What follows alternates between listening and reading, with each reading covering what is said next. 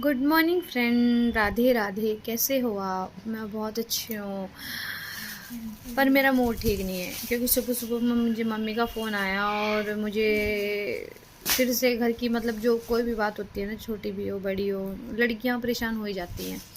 कहते हैं कि जो लड़कियाँ होती हैं ना, उनको शादी के बाद ना अपने मायके की किसी बात में इन्वॉल्व नहीं करना चाहिए। बट अगर जब माँ पे कोई ज़्यादा प्रॉब्लम्स हो, लड़ी मतलब बोलते हैं ना कि माँ का दुख हर किसी को होता है, तो सेम वही कि मुझे मम्मी की बात जब मैं सुनती हूँ तो मुझे प्रॉब्लम हो जाती है, दुख होता है कि कहते ना। मैं आज बात करूँगी कि भाई सपोर्ट, एक आदमी की सपोर्ट होना ना एक औरत के लिए बहुत ज़रूरी होता है।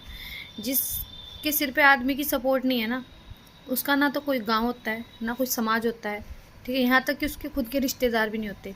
सेम ऐसा ही कुछ मतलब हमारी फैमिली में भी है। मतलब कि मेरे फादर तो है नहीं है, तो अब फादर होते तो बात कुछ और होती, रिश्तेदार भी हर चीज़ के लिए पूछते या वो करते, ठीक है। अब जो कुछ भी है, मेरी मम्मी ने लाइफ टाइम स्ट्रगल ही किया और अभी तक भी वो स्ट्रगल ही कर रही है। उन्होंने सोचा था कि बेटे की शादी करने के बाद थोड़ा सुख मिलेगा, अच्छी मतलब उनकी बहू आएगी। ऐसा नहीं है कि हाँ मेरे भाई ने लव मैरिज करी है, मेरी मम्मी ने मेरी भी अरेंज मैरिज करी थी, उसकी भी मतलब अरेंज ही मैरिज है, मतलब कि रिश्ता किसी ने बताया उन्होंने कर लिया। अब अगर आदमी सर पे होता तो वो मतलब अच्छे से पूछ पुछाई होती और मतलब अच्छे से पूछताछ करने के बाद वो शादी होती, लेकिन ऐसा कुछ हुआ नहीं। जब शादी हुई ना मेरे भाई की, उस टाइम पे भी बहुत ज़्यादा मतलब प्रॉब्लम्स हुई हैं उस शादी में भी। उस बीच में भी इन्वॉल्व नहीं थी, मेरे को भी सिर्फ शादी में बुलाया गया, कुछ था घर का मेरा प्रॉब्लम थी उस टाइम पे कि मुझे सगाई में नहीं बुलाया गया। वो हमारा आपसी मैटर है, कुछ भी चल रहा था जो भी। तो जब शादी में बुलाया गया तो अब मैंने उस टाइम क्या बोला, शादी होगी चलो कोई बात नहीं, अच्छी बात है, खुशी हुई। लेकिन शादी के बाद पता चला कि वो लड़की किसी भी तरीके से मेरे भाई के लिए परफेक्ट नहीं है।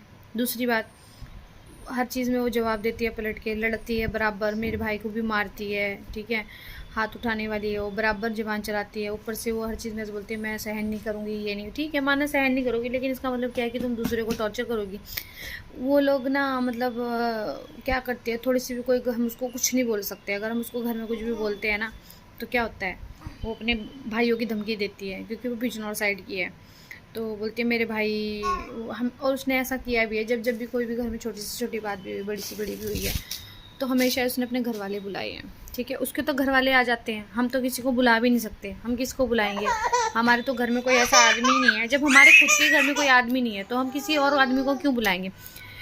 या इवन उसके भाइयों ने मुझे तक भी गाली दी जब वो घर में आए, और उस बंदी को इतनी शर्म भी नहीं है कि हाँ मैं किसी की बहन के लिए गाली अपने भाइयों के मुंह से वो करवा रही हूँ।